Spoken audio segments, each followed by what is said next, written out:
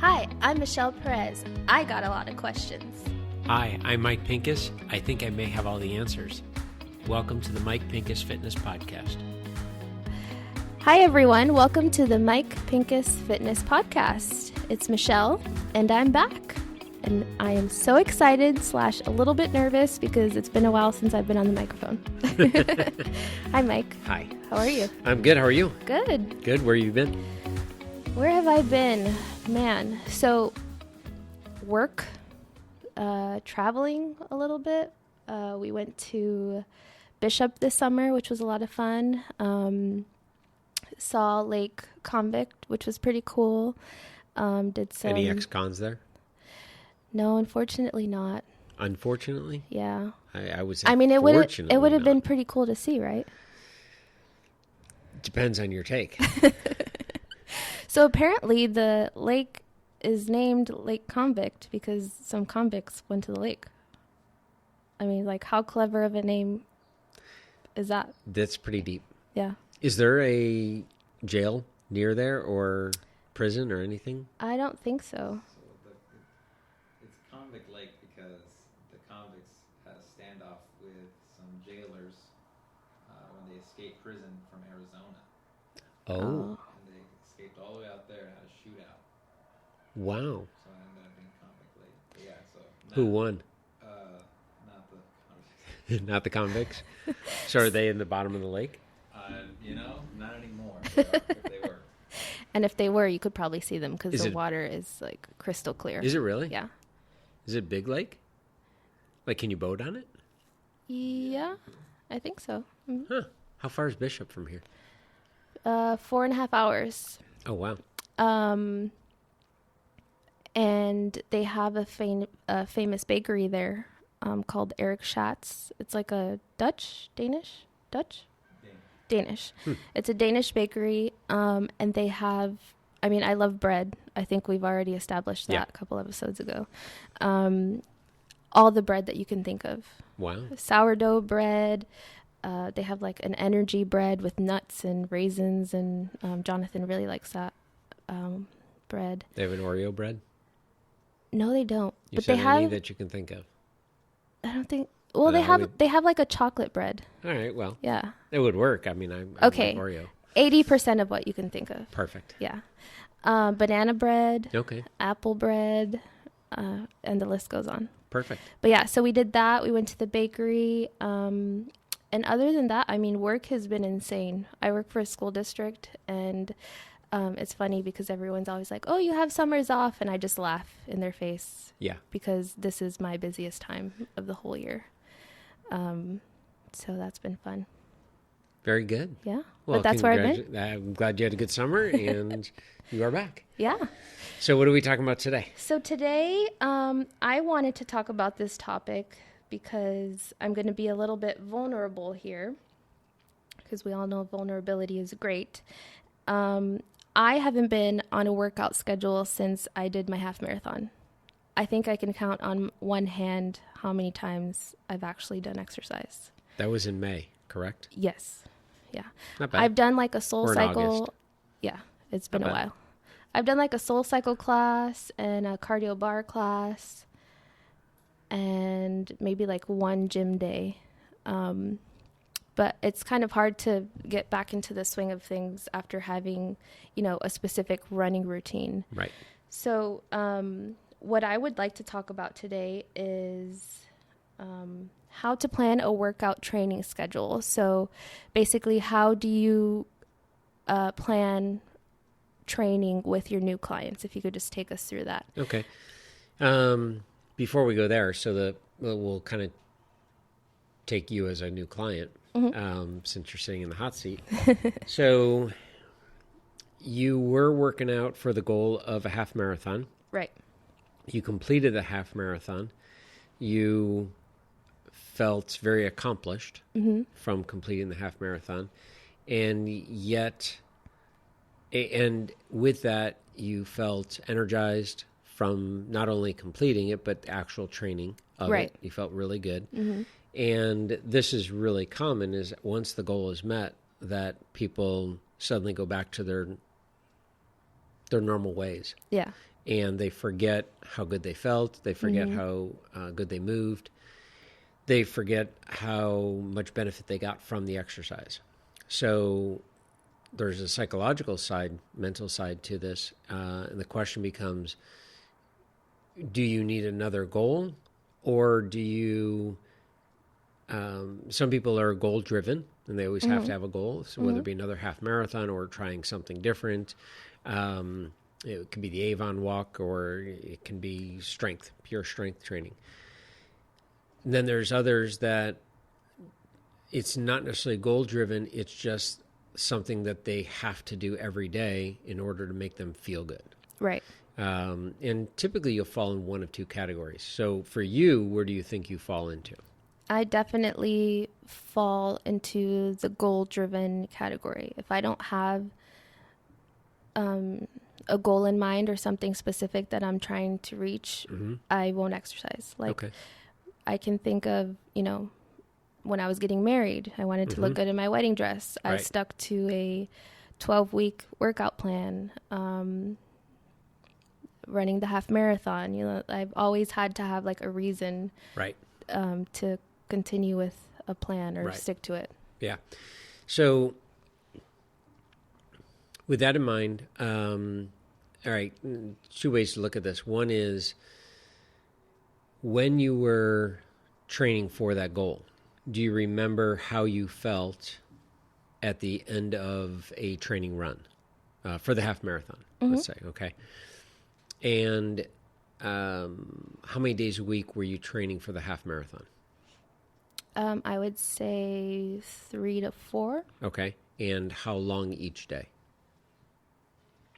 I would do one long run, and then 2 to 3, or 2 short runs, and then one day of something random.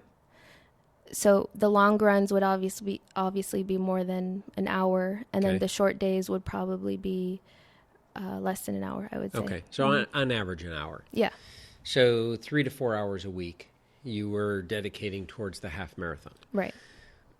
Excuse me. So the first thing I would say is that's fine to have a goal and find a new goal to shoot for. But the other part I would say is, so what are you doing now with those same 3 to 4 hours that you were dedicating to your fitness goal? What is replaced those? Nothing. Exactly. So now if you were to say, well, I took those 3 to 4 hours out of my week and I'm diving into reading, and I'm really researching something, or I'm reading more books, or I'm doing something for myself, because that's really what exercise is. Yeah. You're doing it for yourself. Then great. But most people would say, I have no idea. I have no idea where I don't have the time now. And I say, well, that's kind of funny because you had the time before, so you made the time. Yeah. I can't And- really use that excuse. Yeah, Yeah. but most people will do that. Yeah. So the first thing I would have to say is that's fine that that you're driven by a goal, totally fine there.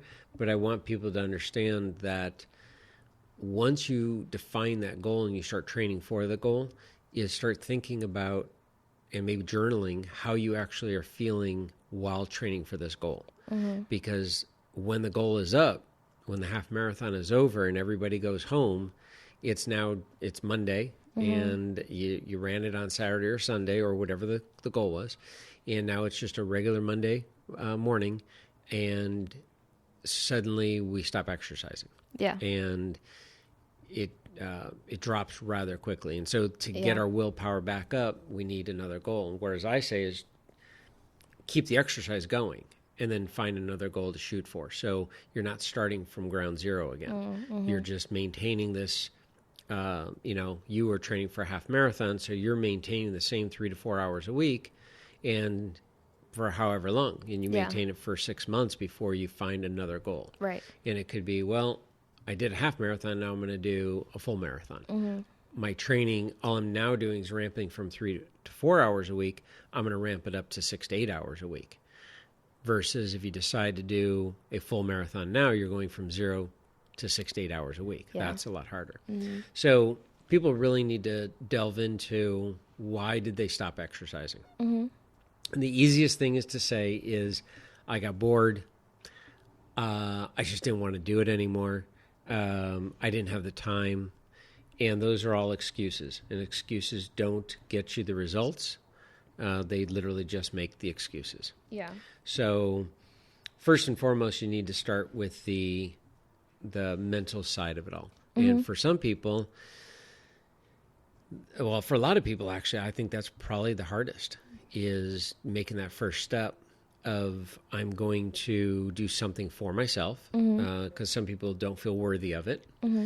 Others will put everyone else first and find a reason that it's so easy to say, well, I had to do so many different things today for somebody else. Tomorrow's my day. Yeah. And then it just keeps going, and month, 2 years later, month goes to 2 years, and suddenly you're completely out of shape. Yeah. And it's a lot harder to go from there. Now, having said that, myself as a trainer, 30 plus years, I could probably find every excuse in the book to not exercise, because I've done it for so long. That's my first excuse for myself is, I've done this for so long. Do I need to continue going? Well, for me, as my career and as a personal trainer, marketing of myself is number one. Nobody eats, rarely, I shouldn't say nobody, rarely will somebody eat from a skinny chef, Yeah. and rarely will somebody train with a fat trainer. And it's rude to say, but it's true. Yeah. That's the reality. So right there, I have to stay in shape for my career. But I can get away with a lot of not exercising, and because I'm a small frame person, so it's pretty easy for me to hide it. But the reality is I feel terrible when I don't exercise. Yeah. I think my family knows it. Mentally, for me, it is, if I just put in 45 minutes to an hour of strength training 3 days a week, and if I do my bike riding 3 or 4 days a week, I'm a complete different person. Yeah. So for me, that's the other mental side of it. Yeah. So we all have our issues. There's no question about it. But we don't even have to cite studies. There's so much research to show the benefits of exercise, Right. Both physical and mental. Yeah. So before we get into the how to do a workout training schedule, because that's kind of where I want to get into. Yep. You touched a little bit upon getting over your excuses, but what are some other tips that you can provide to set yourself up for success when creating said plan? So do you set yourself up for success before you do it, or do you set yourself up for success after you have the schedule or the plan? Right. That's a good point. So what I do, take my schedule example, is I use, on my phone, I use Google Calendar, and I actually make an appointment for my workout. And the way my calendar, if this was visual, I could show you, but the way my calendar is set up is I have all my clients in there, depending on the time of the day, and they are a certain color for my clients. And my exercise, I just set it as yellow for whatever reason. But Monday, Wednesday, Friday, it says workout, and that's a set time. Typically, it's 12:30 to 1:30 in the middle of the day, because I'm not training clients right then. And then that's Monday, Wednesday, Friday. Tuesday, Thursday, Saturday, Sunday are my bike rides, and they're set times as well. And if a client were to say, hey, I need to do this particular time, change the schedule around, the first thing I'll do is see can I move my workout, not skip it, but can I move it to a realistic time that still gives me my time to do my workout, get cleaned up, shower, and then get back on the road, and make sure I have time to eat.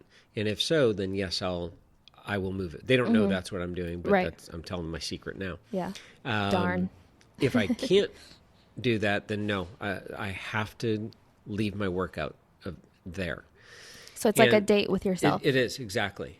Because if I for years, I was getting frustrated because when I was trying to grow my business, I would have that workout schedule on there of when I was going to work out. And I found myself just kept moving it around because I was just taking clients at any given time. And then suddenly I'm not working out. I'm like, okay, this is not right. I'm training all these people and I'm explaining why it's so important to exercise, and yet I'm not doing anything. And I started feeling the results of it. So now I leave it. I have to do my workout. There's certain times things come up. There's no question. So the way my calendar looks is you would see 6 days, actually you would see 7 days of yellow, okay, yellow blocks, one for each day. And I leave them on there at the beginning of the week. And at the end of and if I don't do it, for whatever reason, something came up, whether I got sick or my allergies are real bad or there was a real good excuse, I will delete it. And maybe sometimes I'll even make a note of why I deleted it, but I'll delete it. Yeah. And Saturday, my week ends on Saturday. So the Saturday night, I will actually count up how many workouts I accomplished. And I make a little number on Saturday of if I did 1 workout or 7 workouts, whatever it is. And then at the end of the year, I count up how many workouts how many I did the year before is on there on the 31st. What my goal was, because I always try to increase it just slightly, and then what my actual was. And so as long as I'm seeing either the same amount of days or a slight increase, I know I'm getting in better shape. Yeah. And they coincide. If I see that it's less exercise, therefore I can say, okay, in the last year I worked out way less than I should have, hence the reason that I either feel worse, maybe I've put on a couple pounds. I know the reason why I didn't get to my goal, or I know the reason why I got to my goal. Yeah.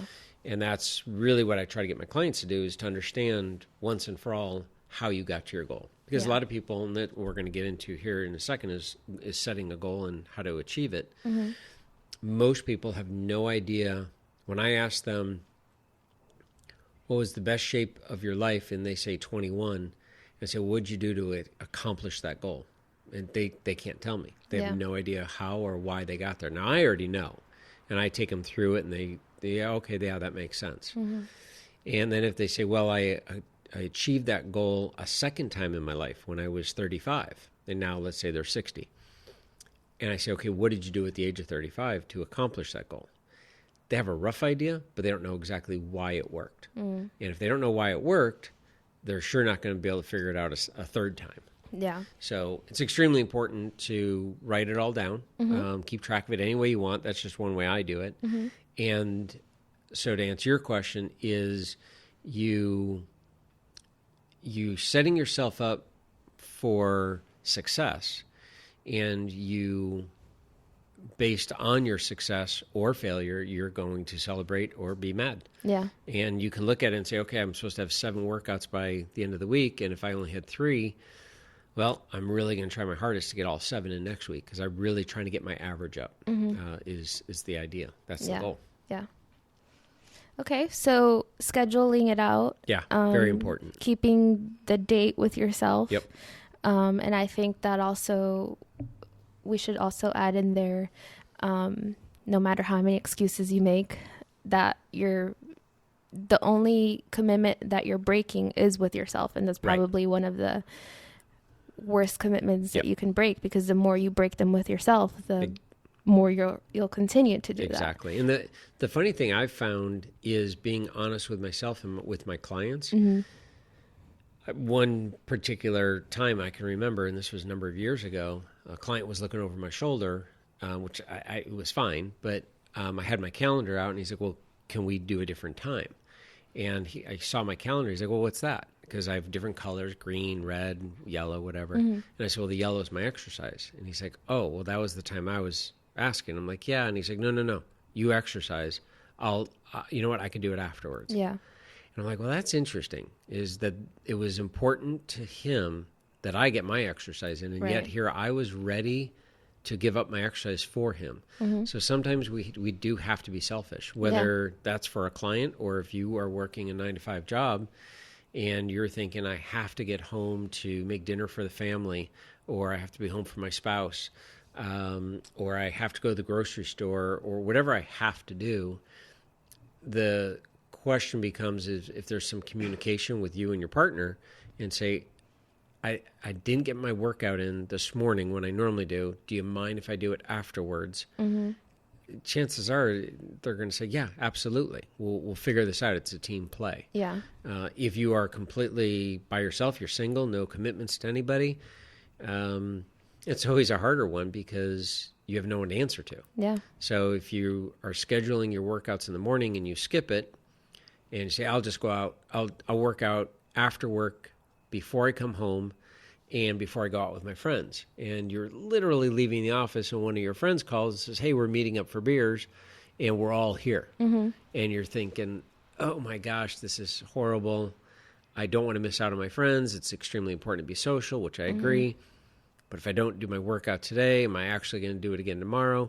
And what I have found many times is you just go in and do your workout, do a shortened version, maybe instead of an hour, do a half hour, get to your friend's social thing a little later. Chances are you didn't miss anything. Yeah. And everybody wins. Yeah. So something So to try. if you make it a priority, Yeah, others it will has see to it's be. a priority. Exactly. Yeah. Awesome. Yeah. Those are some really good tips. Thank you. Mm-hmm. All right. So now we get into the fun stuff. Yes. So let's say you have a specific goal. And I'm not sure if you want me to expand on that or Sure. whether you want to take it over. Yeah. But for people that have specific body goals, Okay. how can they set up their training schedule in terms of frequency and the type of workout that they do? Okay. So let's start with the one goal that I get the most of the time, and I'm going to say probably 95% of the time. And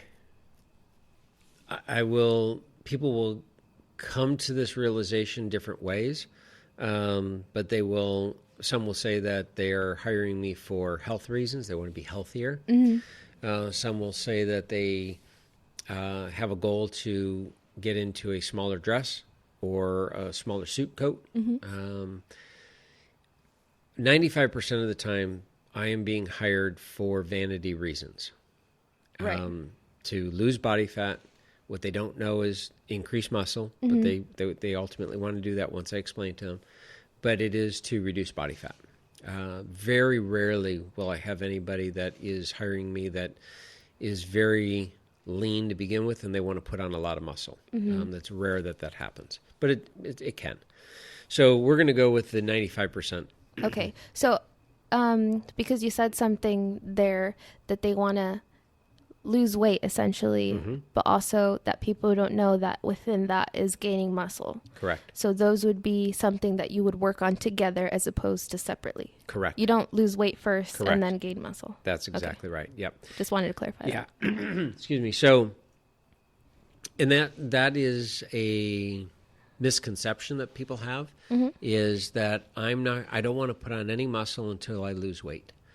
And those are scale watchers. And those are people that probably have gone to one of the big three. We call them in the fitness industry, Jenny Craig, Weight Watchers, Nutrisystem. Those are the big three. And they are scale watchers. And they will they will base their success on the scale weight.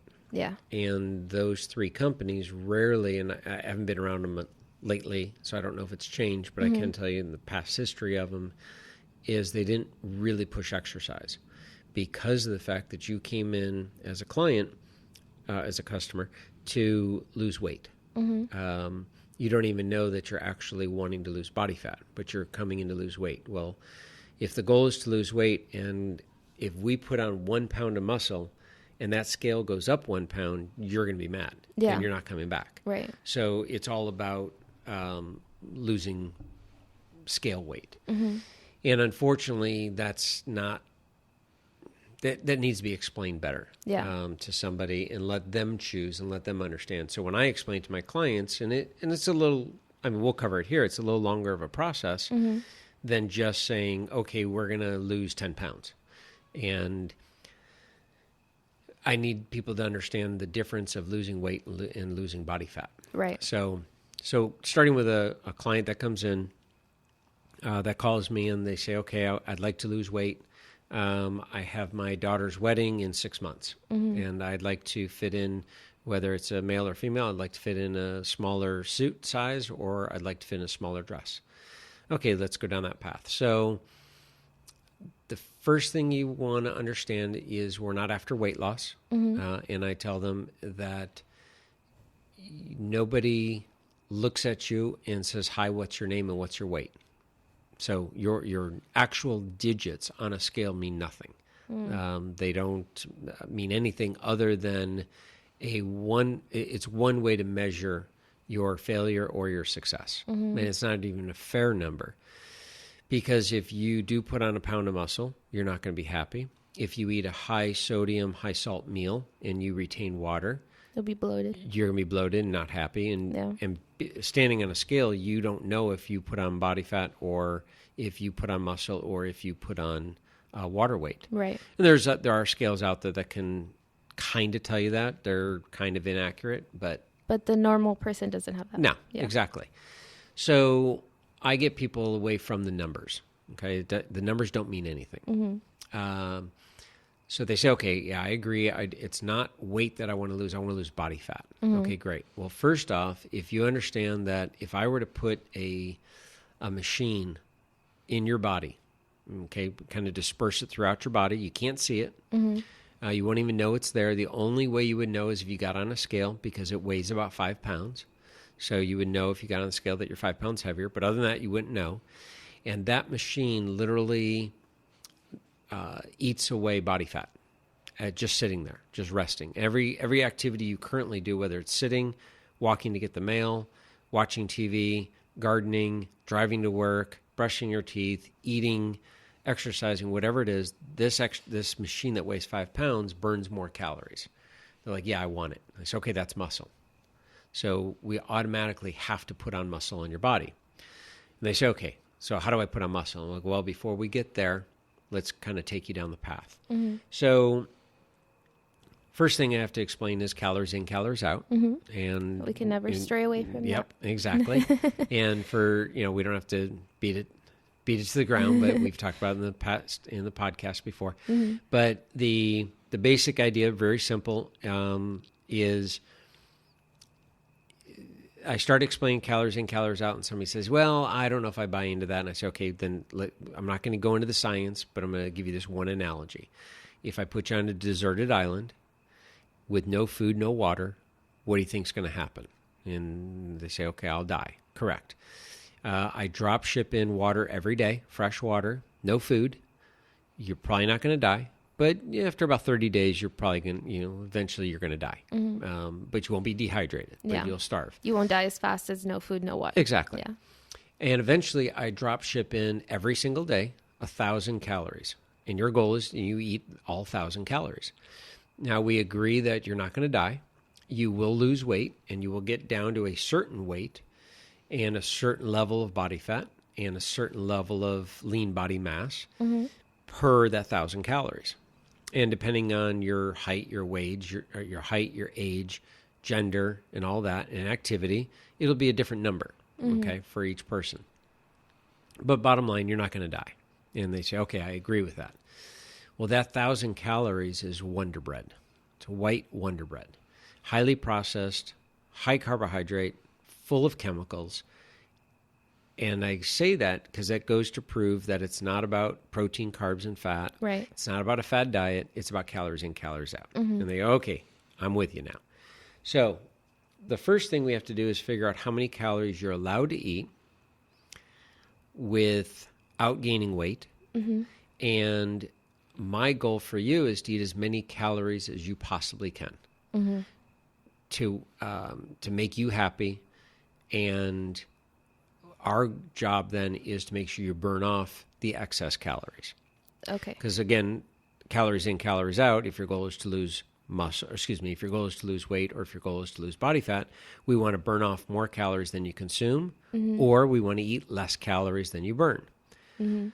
Well, again, back into the podcast before, is if we we know you're going to hit a plateau, okay, at some point in this program, because you have to.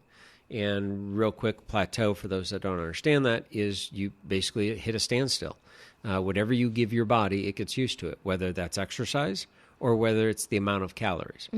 So if you come to me and say, okay, I'm currently eating 2,500 calories a day, and I'm exercising 6 days a week, and I've not lost or gained any weight in the last month or even 2 months, you are at what's called maintenance. Okay, you are maintaining your current physique. So we have to do something to disrupt that. Well, if I'm a diet plan and I go after every other diet plan out there, if I go after your calories and I say, okay, let's drop down 500 calories a day. 500 calories a day times 7 days is 3,500 calories. Well, science says that that's about 1 pound of fat. So great. So we're going to lose 1 pound every week because I went from 2,500 calories to 2,000. You're still exercising 6 days a week like you always did. And all that sounds great until you get to your goal, correct? And they're like, yeah, okay, that makes sense. Well, if that worked and you continue to lose weight with that 500 calorie deficit, in 1 week you would lose 1 pound. In 3 weeks you would lose 3 pounds. 10 weeks, you would lose 10 pounds. In 1 year, 52 weeks, 52 pounds. The average person in 3 years would be dead because they can just keep continuing to lose weight. Right. So you would plateau even on that. So you plateau eventually. And when do you plateau? Well, 3 to 4 weeks. That's when your body starts shutting that window down. So now you're now eating 2,000 calories a day. You were eating 2,500. You're at a plateau. You're not at your goal. You're closer, but you're not there yet. And we're going to continue. But you tell me, but I want to lose more weight. Okay, well, now let's decrease your calories again. So we now go down to 1,500 calories. And you get in close to your goal. You're not there. You plateau. You're still doing exercise 6 days a week. Now eating 1,500 calories. And I say, we got to go lower. And we get you down to 1,200 calories because we don't want to go below that. Yeah. And you don't even get to your goal. And you say, Mike, I can't maintain 1,200 calories and work out 6 days a week. I don't have energy. Yeah, that sounds terrible. And I say, okay, well, what do you want to do? Well, I just want to get my calories back to 2,000. Well, what do you think is going to happen if I go from 1,200 calories up to 2,000 calories? I'm going to gain weight on a number that I was losing at. Right. So it's a vicious cycle. Yeah. So in 32 years of training clients, I've never gone after anyone's calories. They come in and they say, I'm eating 2,500 calories. I know that's to be true, and I'm exercising 6 days a week. First thing I will do, I won't cut their calories, but I will say, how do you know you're eating 2,500? Yeah. So you have to log it. Now, Right. if you show me MyFitnessPal and you've logged every single morsel of food, and I know that's the case, which, by the way, that's never happened in 30 plus years. But if that did happen, okay, then you're being honest with yourself. The reality is most people are underreporting calories and overestimating exercise. We don't report how much we're actually eating, whether it being truthful to ourselves or we actually think this potato that we're eating is only 100 calories when it's actually 300 calories. And we're being honest, we just didn't know. Yeah. And on the flip side, they say they're exercising 6 days a week at a high intensity. Well, when I actually test them, it's really not a high intensity. They can work out much harder. So you got the double negative there. Yeah. So Go before ahead. you continue, what you're saying or what you're going to get to is that the type of exercise you do matters. Absolutely. Okay. So before we even get to the exercise, so now if a client comes to me and they tell me they're eating 2,000 calories a day and they're 100 pounds overweight, they're lying. Yeah. They're flat out. There's no way you're eating 2,000 calories. And and I've had clients tell me, and I've had them bring their spouse in to say, yes, they are eating 2,000 calories. And I say, okay, now we'll get into the science. Do they have proof? Well, they log it, and they think this is the case. And I said, listen, you're this tall. We could do a body fat test on you. We know your lean body mass. And if you're eating 2,000 calories a day, this is exactly what you would weigh. There's no way you would be 100 pounds overweight. It's Yeah. impossible. So then they say, well, okay, maybe I'm eating 2,500. And it's like, no, you're still not. So if someone comes in and it's blatantly obvious that they are eating way too many calories, that's the only time I will cut their calories, but I'll only cut it by 500. Yeah. So in other words, they come in and they're eating 5,000 calories a day. A diet plan will say, well, that's way too many. Let's go to 2,500. Like, why would you cut them in half? Yeah. They're not gonna sustain this. Yeah. So if they're eating 5,000, just go down to 4,500. You're still losing a pound a week. They don't need to go faster than that. Mm-hmm. They didn't gain it a pound a week. It took them longer to gain it. So why suddenly drastically cut it? We want to lose weight that you'll never see again. Yeah. So, it's very rare that I've ever had to have somebody do that where they came in eating really a lot of food and we had to cut their calories because I still went after their exercise. Yeah. So let's go back to the assumption. Somebody is 20 to 30 pounds overweight and they're eating, let's say, 2,500 to 3,000 calories a day. Mm-hmm. Okay. Realistically, they probably should be eating 1,800 to 2,200 calories a day. Mm-hmm. But I don't have to go down there. If I take them down there, they're going to be mad. Yeah. They're not going to stick with this. That is a very big lifestyle change. Exactly. It's huge. Yeah. So how great would it be to give them the same amount of calories and say, great, you're going to exercise. You're going to burn it off. Instead of cutting the calories, you're going to burn it off on the top end, if you will. Mm-hmm. So that doesn't mean that you have to do 2,000 calories of exercise every day because, again, without getting too scientific, but there's X amount of calories you're allowed to eat every day without exercise that accounts for sleeping, hair growth, brushing your teeth, activities of daily living. This is what's called your basal metabolic rate, the rate at which you burn. That's the oxidation rate.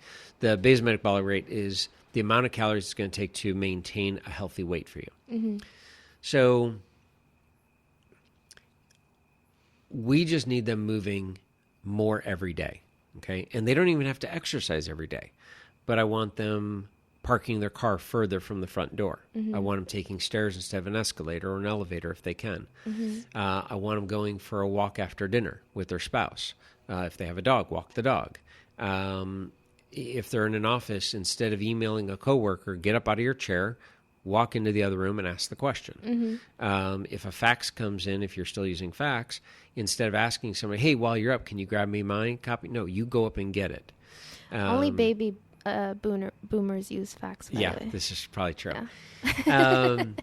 So I'm going to use the exercise as my tool that is something that I can manipulate a lot easier than manipulating the calories. Mm-hmm.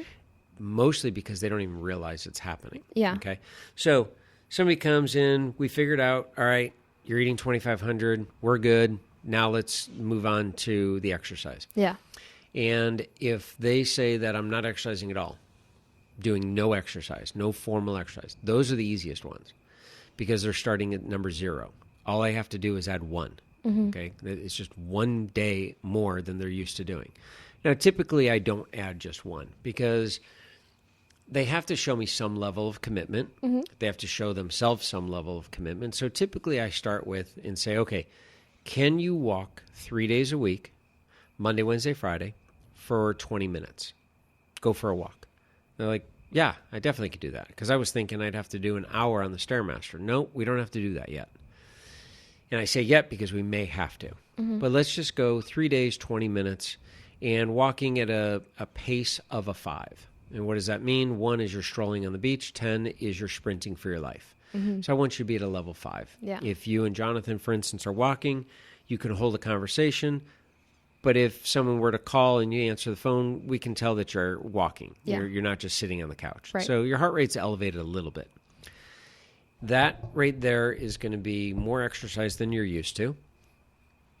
And at a 3 days, 20 minutes, medium intensity. Okay, level 5. Now, 2 days a week, I'm going to ask you, could you do some strength training? Because we'd like you to build some muscle. Would this be after you've established the 3 day a week schedule, or together with the 3-day-a-week schedule? Together with. Okay. So you can do Monday, Wednesday, Friday cardio, walking, and Tuesday, Thursday strength training. You could do Monday, Friday strength training, and Monday, Wednesday, Friday cardio. You could do it that way as well. So if you only want to commit to 3 days of exercise, but 2 of the days, Monday, Wednesday, is going to be a little longer of a workout. Because you're doing both the Because you're doing cardio and the strength training, that's fine. But if you say, you know what, no, I'd rather do 5 days a week of 20 minutes. I can commit to 5 days of 20 minutes. 2 days a week of strength training for 20 minutes, 3 days of cardio for 20 minutes. I can commit to that. Yeah. Great. However you want to do it. It doesn't matter. But you at least have to, understand, you have to give me that I'm not going after your calories. So you tell me, oh my gosh, 5 days a week of exercise, that's a lot. I'm not doing anything. Well, then give me calories. Yeah. Well, I don't want to give you calories. Well, then you really don't want to get your goal. Yeah. So you got to be willing to commit something. So they say, okay, you're letting me eat what I want, 2,500 calories. I can commit to 5 days for 20 minutes. Great. All right, great. We're there. So now what I'm going to do is I'm going to design the strength training workout for them. And quite basically, for those listeners out here, the reality is you want to pick as many exercises that work as many muscles at one time to do in these 20 minutes. As an example, you don't want to, the old days we stood and we just stood and we picked up dumbbells and we did bicep curls. So it's not 1 day of strength training is going to be upper body. 1 day of strength training is going to be lower body. Correct. Both days of strength training is going to be full body. This is the way I teach now, and I don't think I really heard that. Yeah, it's kind of comical when you think of where the strength training started and where it went and where it's come back to. So back in the 80s, we would get a brand new person coming in to work out. There was no point in doing what's called a split routine, upper body, lower body, or a push-pull routine, or chest, chest, shoulders, and triceps one day, and back and bis another day, and then legs and abs another day. Those are bodybuilding routines. Fitness industry went into bodybuilding, okay? But before bodybuilding came along and people exercised, their exercise was one of two things. They went for a jog, okay, which is cardiovascular. Whether they walk, jog, or run, they went for a jog, we'll call that. And then the other type of exercise was lifting weights, okay, and lifting things that were heavy. You pick them up off the ground, put them overhead, put them back down. Somewhere along the line, we started doing these split routines. And that's where the division of fitness came into play. And we kind of talked about this with Tyler last week. But the division, in my opinion, how it worked is physical therapists and the fitness industry were parallel with each other, probably somewhere in the 40s and 50s. The world of bodybuilding took a hard right and started the athlete started getting bigger, more muscular, and more defined, and building more muscle. And in order for that to happen, you have to do more concentration of a certain body part on certain days and split routines and all of that science that goes into that, which is all true. And then everyone else that did not want these big, huge, massive, bulky muscles, but they wanted to stay in shape, they kept following the world of physical therapy, and that was just to get your body strong. And overall strength. So if you've ever been in the world of physical therapy, let's say you injure yourself, and let's say you even injure the bicep tendon up by the top by your shoulder. They're not going to give you a isolation exercise. They're going to give you what's called a compound exercise that's going to work everything from your fingernails to your toenails all at once, trying to get your whole body strong as one complete unit, because that's how we use it. Yeah. So you have to understand the world of bodybuilding is a sport. Okay, it's not fitness. And Tyler really hit that last week. Did a great job with that. Is in the way I describe is everybody can do fitness. Walking is fitness. Running is a sport. Okay, jogging is somewhere in the middle. But everybody can walk unless you literally have a problem that you're not physically able to walk. Yeah. But everyone knows how to walk. And there's proper ways to learn how to walk, and that's great. But for the sport of it, you're pretty much covered there. Mm-hmm. Bodybuilding, working out with weights is fitness. But if you take it to the world of bodybuilding, now you're doing a sport. Mm-hmm. And when you do a sport, there's a risk and a benefit. All right. So you can get injured, but the benefit can be getting to your goal of more muscle. So when I'm working with clients, I ask them, what is your goal? Well, I want to lose body fat. Okay. So we've explained all that about the calories in, calories out. Now, I want them to understand that if they have more muscle in their body, they're going to burn more body fat at rest. Mm-hmm. We've already covered that. I don't need to give them a split routine. I just need to put overall strength onto their physique, on their frame. So I can, what I started doing in the late 90s, partly out of pure boredom as a trainer of how I was training my clients. And the other question was, my clients are coming to me and they want to lose body fat and they want to increase muscle, but what are they doing with this muscle? Okay, this newfound muscle, what are they doing with it? Mm-hmm. Are they getting up on stage and flexing and having 7 judges tell them that they are the winner? No. Probably not. Probably not, no. So they're not bodybuilding. Yeah. They're not in the sport. Why am I training them like a bodybuilder? Why wouldn't I train them to be strong, to do anything that they ask their body to do? Mm-hmm. So if they go to the grocery store and they pick up a heavy box of wine, I need them to be strong to do that. Well, is that leg day? Is that a back day? Mm-hmm. Is that pulling? Is that glutes? Is that core? What is it? Well, it's your whole body. So if they are emptying the dishwasher and they pick up the dishes and they rotate and put them overhead in the cabinet, well, is that using your core? Is that your butt? Is that your legs? Is that your upper back? What is it? Well, it's your whole body. Yeah. It's the whole kinetic chain. So I started looking and going, all right, my clients need muscle because they want to lose body fat, mm-hmm. but I need this muscle to be usable. And this is where functional training came about. So mm-hmm. I've been doing functional training well before it was termed functional training. Because again, I when someone says, yeah, I'm standing on the ball on a big stability ball with a bar on my back doing squats, and they say, yeah, it's functional. I'm like, if you're Cirque du Soleil, yeah, but Mary Smith. Where would you do that in real life? Yeah, that's not real life. Mary Smith is not standing on a ball doing squats. So, I mean, you never know what Mary Smith might be doing. Yeah, you never know. And if she's going to join Cirque du Soleil, you better train her on a ball. So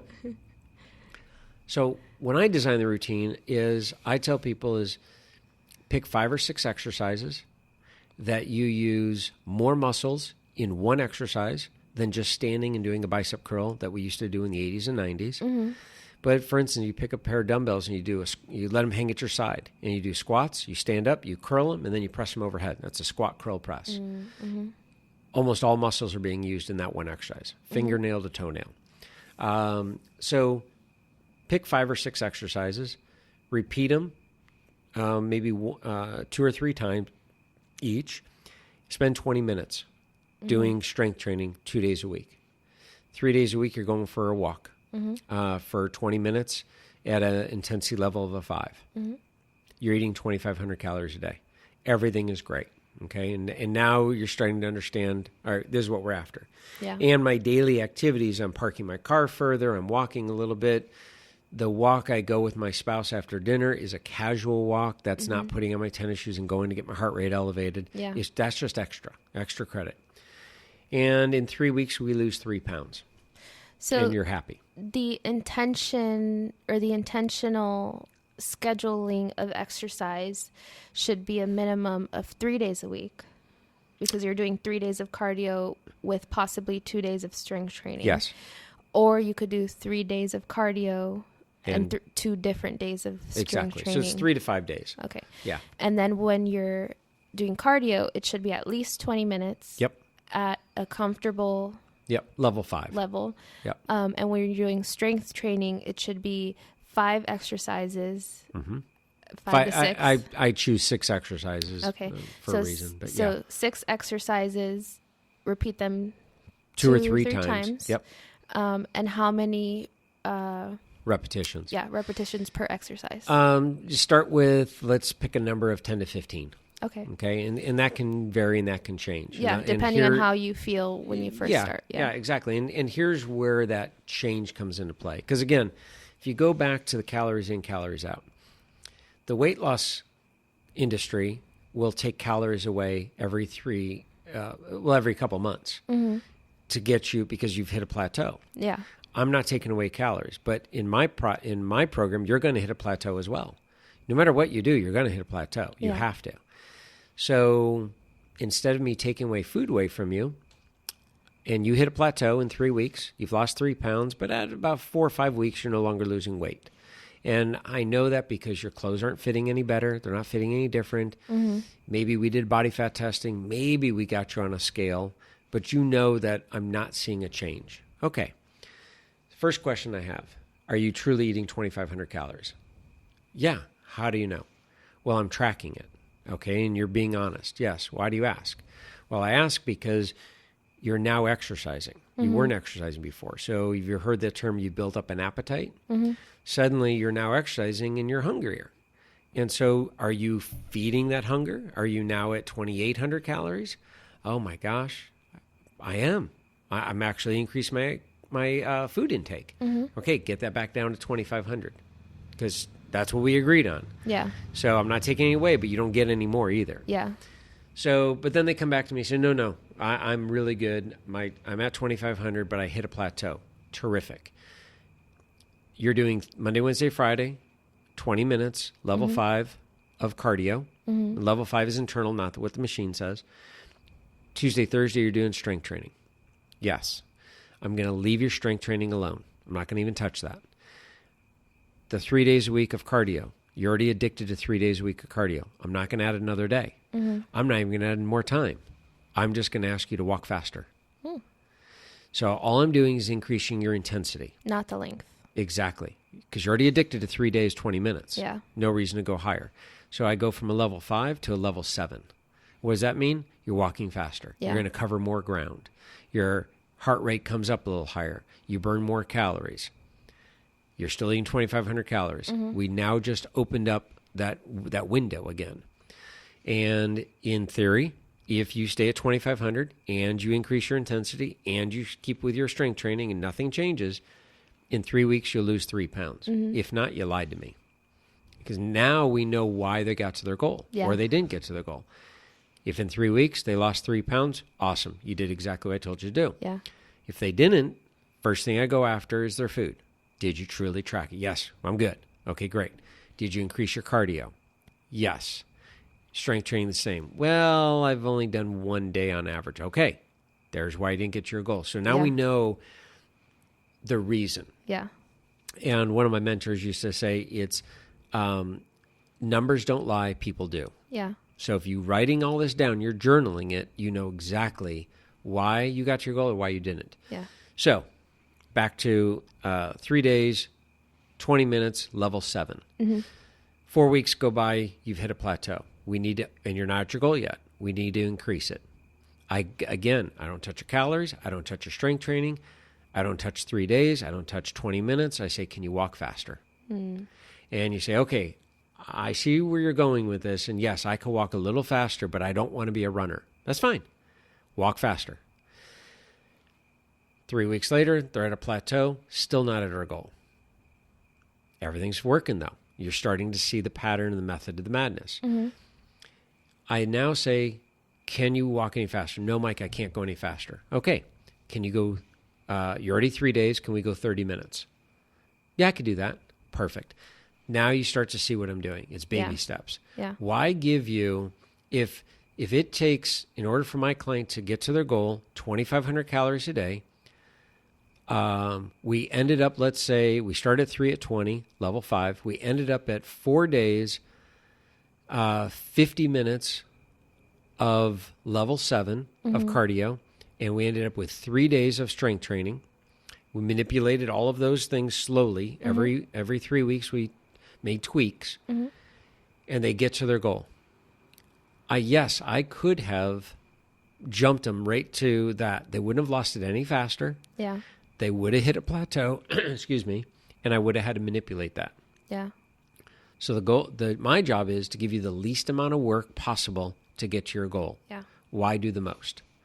And there's so many manipulations I could do within that exercise. I could go after your strength training. I can go from, instead of doing 10 to 15 reps, I can drop it down to 8 reps using heavier weight. The next 3 weeks, I could say, let's take up to 20 reps and use lighter weight. That's different. Yeah. On the 3 days of 20 minutes, I can do high-low. I can say walk fast, slow down, walk fast, slow down. There's so many different things I can manipulate. Yeah. Never touching your We're calories. going to need to do like 10 episodes just on this topic. Yeah, I mean, it's when you start to see that we use exercise not only to get to your goal, but to manipulate the process. And the best part is I never went after your food. Yeah. And somebody says, wait a minute, so you're telling me I can eat 2,500 calories of whatever I want? I'm like, yeah. Yes, you can eat 2,500 calories of Twinkies, manipulate your fitness, and get to your goal. Yeah. You're not going to feel good, but because the ingredients in the Twinkies Right. and the sugar and all that, but you will get to your goal. Yeah. There's no question about it. Long term, then there's will you actually get to your goal because you're not going to feel like exercising because of the sugar high and the down and Yeah. all that? Yes, but calories in, calories out, bottom line. Yeah. So I've done that process for 30 years. And I back up. I can't say 30 years because the reality is, looking back at it, I really learned that process to a science.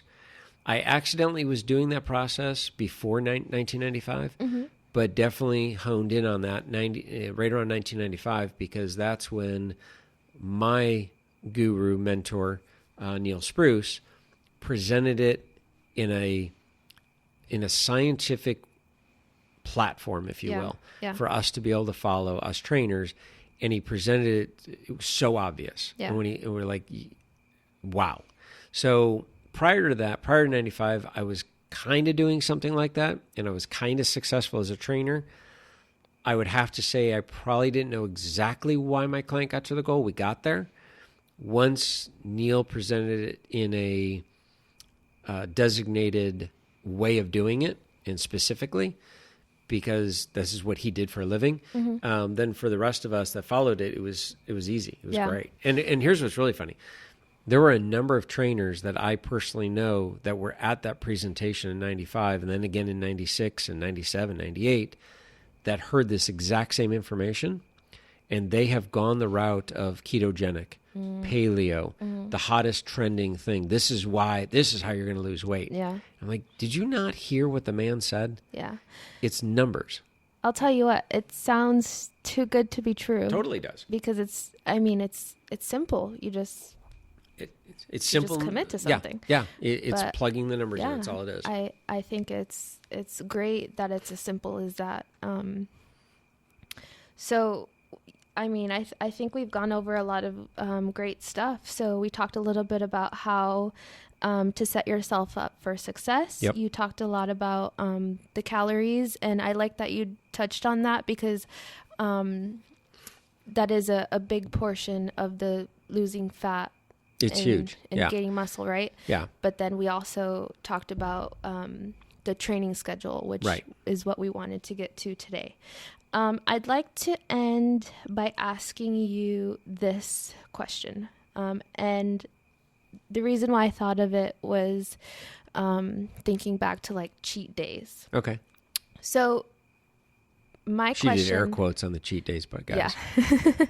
My question is, do you believe in a reward system that keeps you motivated? And if you do, what types of reward systems would you recommend for someone to continue their training plan?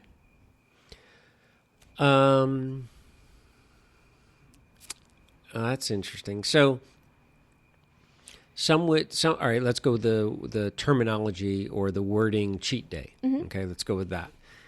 I look at cheat day as I need a cheat day because I'm depriving myself. That's the only reason you would have a cheat day or a cheat meal Yeah. is because I'm not allowed to eat this thing or this type of food 6 days a week. So one day a week, I get to eat whatever I want. Mm-hmm. Again, bring it back to calorie, and I hate to keep beating this thing down, but again, calories in, calories out. It's an important message. It is. If you're allowed 2,500 calories a day, as an average man, 2,500, an average woman is 1,500. Those are just the average numbers that we know. And there's a whole science behind that, but let's just go with that. If you're, I'll pick on the men for now. So you're allowed 2,500 calories a day. And at the end of dinner, you calculate everything you've eaten for the day, and at the end of dinner, you have in your belly 2,200 calories. You're done with dinner. Mm-hmm. The last 300 calories is technically, air quotes, your cheat meal. You can eat ice cream. You can eat donut. Anything you want for 300 calories. I don't care. Yeah. As long as you stop at 2,500. And if you did that, why do you need a whole day of cheat meals? Mm-hmm. You're not cheating anything. You can have pancakes. Yeah. So when someone says, when they say, well, can I have a cheat meal? I say, well, give me a cheat meal. What is it? And I've had some doozies. Mm-hmm. And they say, well, I really want, I want to go to Roscoe's and I want chicken and waffles. Mm-hmm. Okay, how many calories is that? Well, if I did it the way I would like to do it, it's about 2,000 calories. Wow. I say, okay, do that. Have that for lunch. They're like, really? I said, absolutely. You only get 500 calories the rest of the day. But I want that as my cheat meal. Again, have that. But you told me your goal is to lose body fat. Mm-hmm. So have the 2,000 calories for lunch, have 250 calories for breakfast, and 250 calories for dinner. Good luck on doing that, but go for it. It's like a Can you fruit. go to Roscoe's Chicken and Waffles and eat 1,000 calories worth of food? Yeah. So here I'm letting you eat that, but you're only going to have 1,000 instead of 2,000. Mm-hmm. So now we've got 1,500 calories to split up over the rest of the day. Like, oh my gosh, that's great. So again, you're not having to cheat, in air quotes, on a certain day. Yeah. The problem I have with when someone says a cheat meal or someone says a cheat day is how do you stop one meal becoming 3 meals? Or how do you stop one day becoming 3 days? Mm-hmm. And suddenly you're off course. And suddenly you're not exercising. And I mean, you just start spiraling. Yeah. So perfect. I mean, people have heard me talk about this. I may have talked about it on the podcast, but if you've talked to me in person, you may know it. My weakness, which technically I guess would be my cheat meal, are Oreo cookies. That's why you wanted the Oreo bread. Exactly. So, but I can't have Oreos in the house, okay? Because I can't personally stop. If I'm allowed 2,500 calories a day and I've had 2,000 calories for dinner, I'm not stopping at 500 calories of Oreo cookies. I will, whatever is there, I have no problem pounding. Yeah. And the true life story is Lisa and I went to dinner last night with her dad, and I finished half my burrito, and the thought process was there's Oreo cookies in the house that one of my clients thought he was being funny and bought me a huge box from Costco. Oof. There's still some left over. 10 cookies in a sleeve. There's 10 sleeves in this box. The fact that there's any cookies in the house is amazing. So I stopped eating the burrito, and I'm like, all right, there's a twofold. Okay, I'll win because I get this for lunch tomorrow, which will taste good, right. And I'm eating less calories, and I'm going home to have Oreo cookies. So I had my Oreo cookies, and this morning I got up, and I felt fine. I'm not allergic to them, so there's no issue there. And I told Lisa, I said, the Oreo cookies have to go. She's like, why? I said, because I can't stop. She's like, well, how many did you have? I'm like, I don't know. I'm going to tell you I had at least 6. Yeah. Possibly 8 or more. I don't know. 60?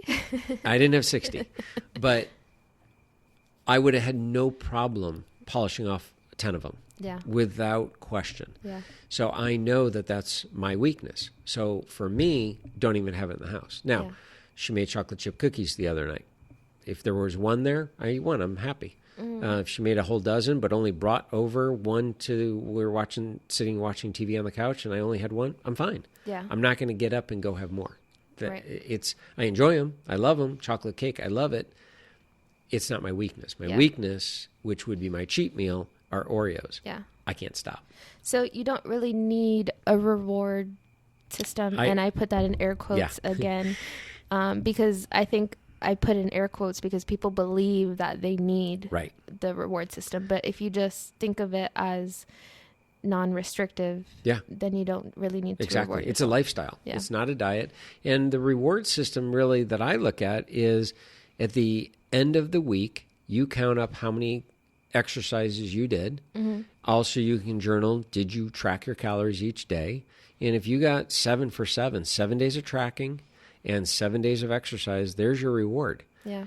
It doesn't mean you have to go celebrate with food, but pat yourself on the back and say, nice work. Yeah. You're 1 week closer to your goal. And so that's where you got to go back to is remember what the goal is. And so for some people I've had, find a picture of yourself. Because again, people that tell me that they do this for health reasons, 2% of the population works out for health reasons. 98% is for vanity. Yeah. So let's call a spade a spade. Find the best picture of yourself.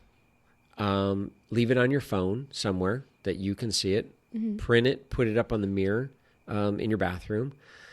Something that is attainable for you. What I don't like is when people will show me, and I recently had a client who I think is in phenomenal shape, as is. She came to me and she's like, okay, I want to get in shape. And I'm looking at her going, okay, well, from a trainer perspective, you're in shape. Yeah.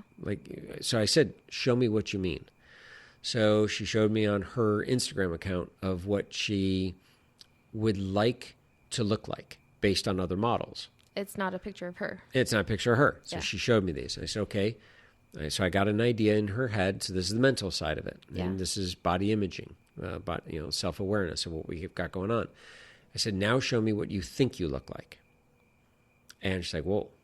And she's like, okay. So I said, got to be honest. You show me what you want to look like. Show me what you think you look like. Yeah. And it was fascinating because the pictures were pretty darn close of what she thinks she looks like and what she wants to look like, for one.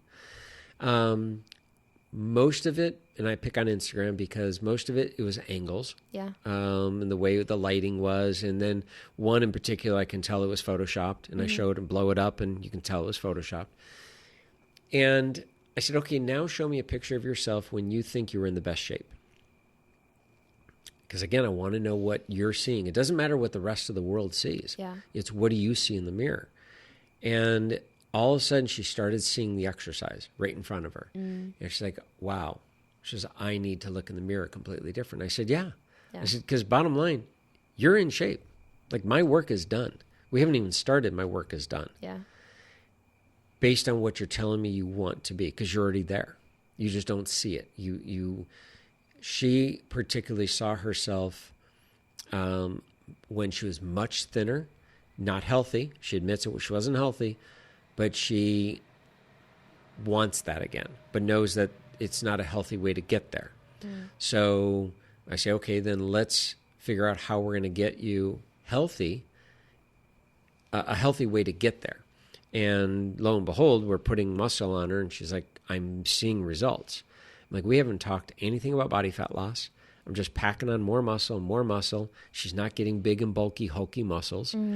She's starting to see shape come, and she's like, this is crazy. Yeah. And I'm like, and you're feeling stronger, so it helps with mental.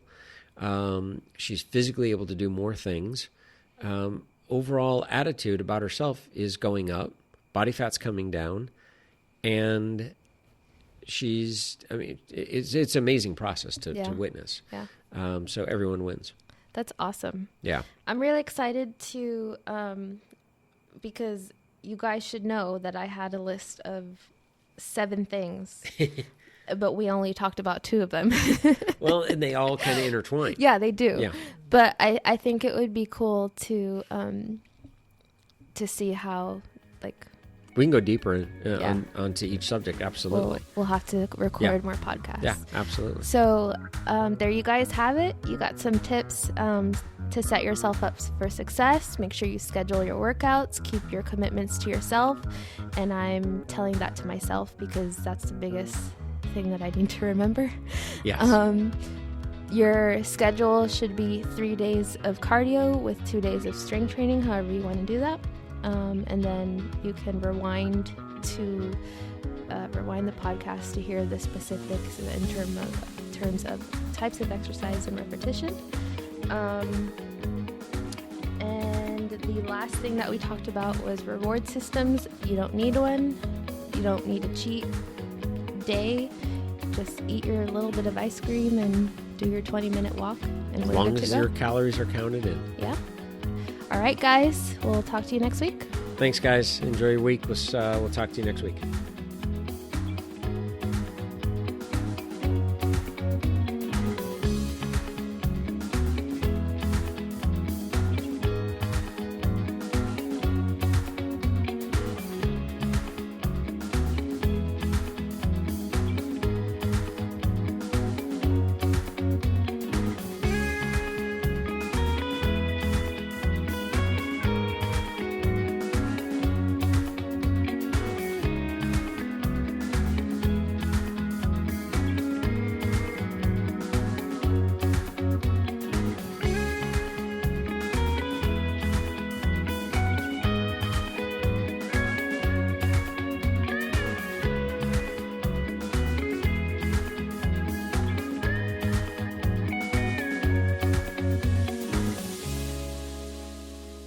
Okay. What'd you Hello, everyone. As Mike rudely interrupts me. say? I did not. Jonathan did.